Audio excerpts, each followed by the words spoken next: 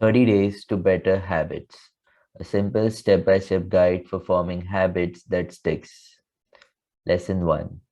How to choose a habit that sticks. The most important decision you will make is what habit to build. Pick the right habit and progress is easy. Pick the wrong habit and life is struggle. It is much more important to work on the right habit than it is to work really hard. Working hard is still important, of course. In this lesson, we are going to discuss how to choose the right habit for you.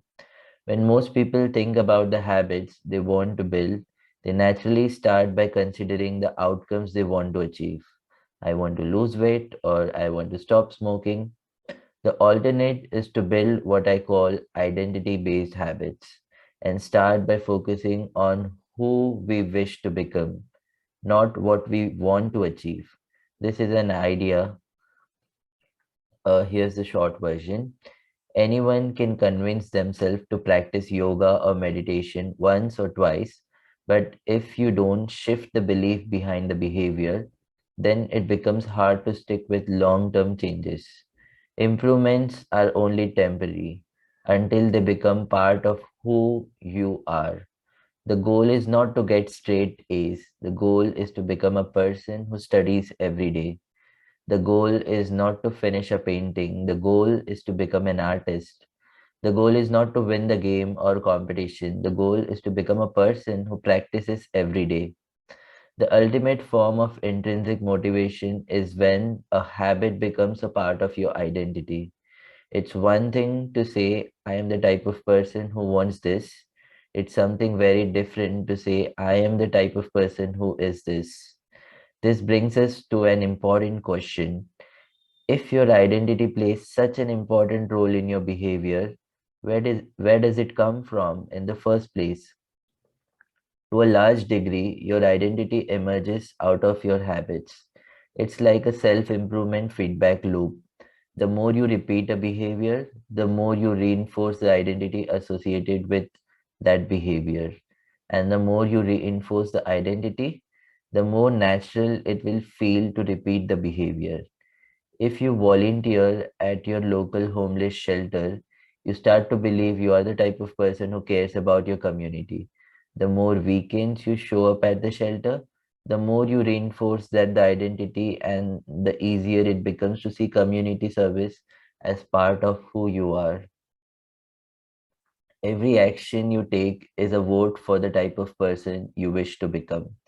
Each habit is like a suggestion. Hey, maybe this is who I am. No single instance will transform your beliefs, but as the votes build up, so does the evidence of your new identity. And when your behavior and your identity are fully aligned, you are no longer pursuing behavior change. You are simply acting like the type of person you already believe yourself to be. As Benjamin Franklin quipped, the things you do often create the things you believe. So, this is the first lesson. Think about your desired identity and ask, who is the type of person that could get the outcome I want? What would a healthy person do? What would a productive person do? What would X do? These questions help reveal the desired identity you should be working toward and the habit that support that identity. This is the way to determine which habit you should focus on. Once you have a handle on the type of person you want to be, you can begin taking small steps to reinforce your desired identity. Here are some more examples of linking your habits to your desired identity. If you want to write a book, you should focus on becoming the type of person who writes every day.